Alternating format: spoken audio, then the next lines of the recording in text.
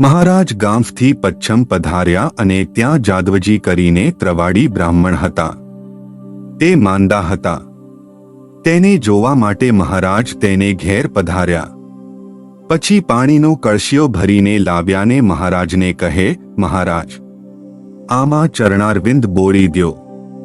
મહારાજ કહે, અમે બ્રાહ્મણને ચરણારવિંદ બોળી આપતા નથી. પછી હાથનો અંગૂઠો બોળી આપ્યો અને મહારાજ ચાલી નીકળ્યા. તે પચ્છમને સીમાડે જઈને મહારાજે ઘોડીને પાછી વાળી અને પચ્છમ સામું મોઢું કરીને ઊભી રાખી. પછી મુક્તાનંદ સ્વામી બોલ્યા, જે મહારાજ, કેમ ઊભા રહ્યા? મહારાજ કહે, જાદવજી ત્રવાડીએ અત્યારે દેહ મેલ્યો, તેને અક્ષરધામમાં મેલ્યા. અને જાદવજી ત્રવાડી ત્યાં બોલ્યા, જે શ્રીજી મહારાજ મને માણકી ઘોડી ઉપર ચડીને તેડવા પધાર્યા છે. એમ કહીને દેહ મેલ્યો. જય સ્વામિનારાયણ.